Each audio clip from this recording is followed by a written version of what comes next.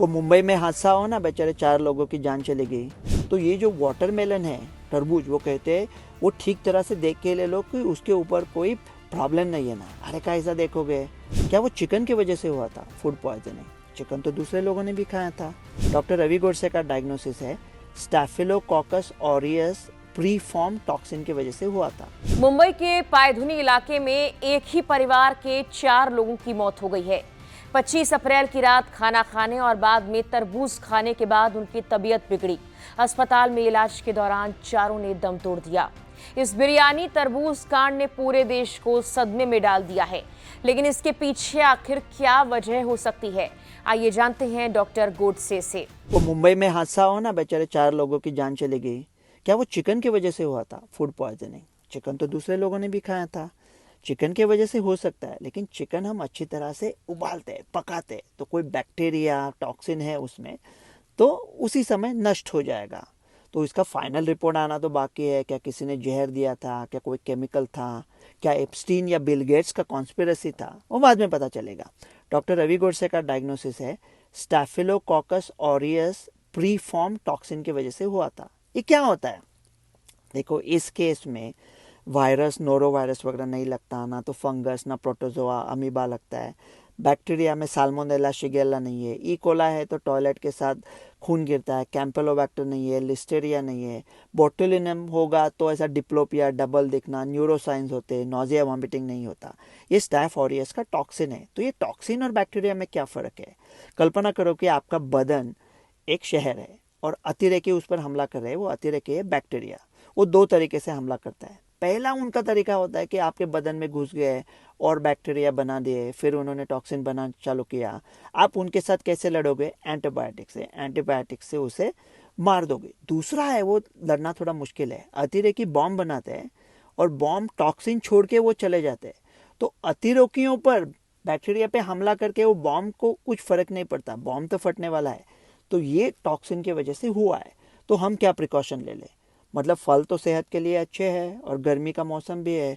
अभी हमने अचानक फल खाना बंद कर दिया तो जो हजारों लोग फल बेचते हैं उनके बच्चे क्या रास्ते पे आएंगे? और एक ऐसा कितना दिन चलेगा? कल 500 लोग मरने वाले हैं गर्मी की वजह से, तब हम गर्मी के ऊपर वीडियो चला देंगे तो ये फल का तो निकल जाएगा लोगों के मन से। लेकिन अगर ऐसा कोई फल है जिसका छिलका आप खुद निकाल सकते हो, जैसा कि केला है, संतरा है, तो ये जो वाटरमेलन है, तरबूज, वो कहते हैं वो ठीक तरह से देख के ले लो कि उसके ऊपर कोई प्रॉब्लम नहीं है ना। अरे कैसा देखोगे, वो क्या ट्रक में पैदा होता है? वो खेतों में बनता है। जब तक शहर तक आता है तब अपने रास्ते पे इतने बड़े बड़े खड्डे होते हैं कि एक एक खड्डे में 3 3 तरबूज रह जाएंगे। तो फिर पैसा पता करोगे? तो आप जब उसे तरबूज को काटते हो, काटने के पहले ठीक तरह से साफ करो। साबुन लगाने का जरूरत नहीं है, बहते पानी के नीचे रखो, ठीक तरह से साफ करो। वो जो छुरी है वो साफ सुथरी हो। आप कटिंग बोर्ड इस्तेमाल करते हो तो फलों के लिए अलग कटिंग बोर्ड रखे, ठीक तरह से काट दे।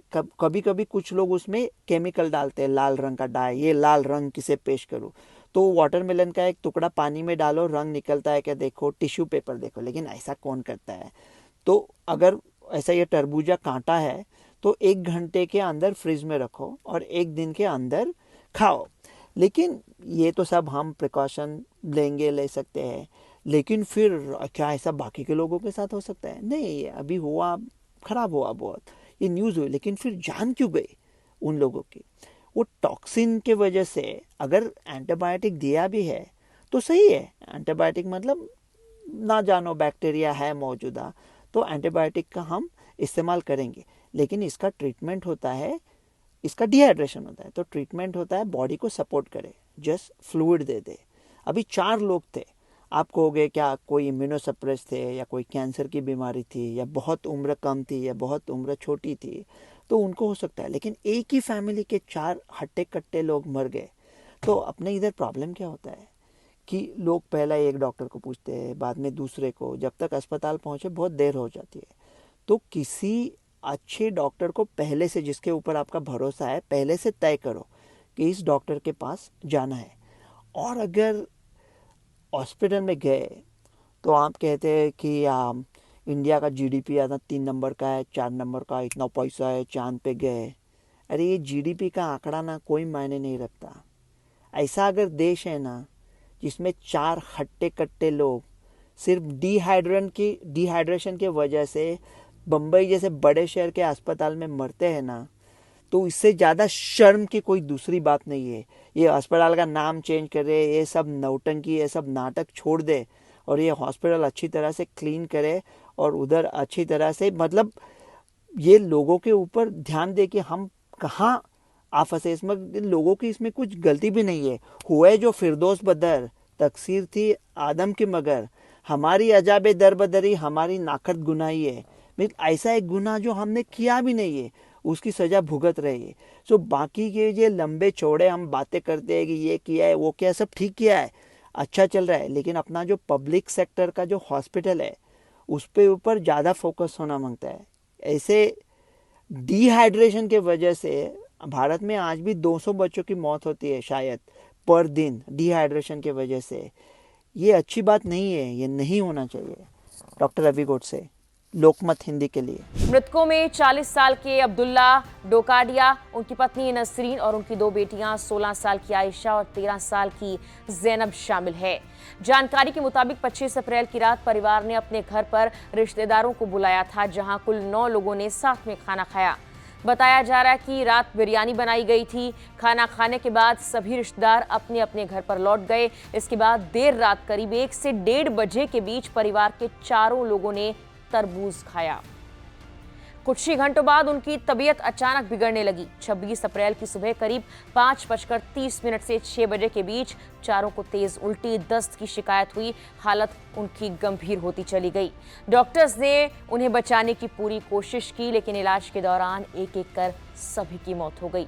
सबसे पहले छोटी बेटी जैनब की सुबह करीब 10:15 पर मौत हुई। इसके बाद बाकी तीनों ने भी दम तोड़ दिया। एक ही दिन में पूरा परिवार खत्म हो जाने से इलाके में डर और शोक का माहौल है। शुरुआती तौर पर मामला फूड पॉइजनिंग का माना जा रहा है, लेकिन अभी तक इसकी आधिकारिक पुष्टि नहीं हुई है। फिलहाल के लिए इस वीडियो में इतना ही।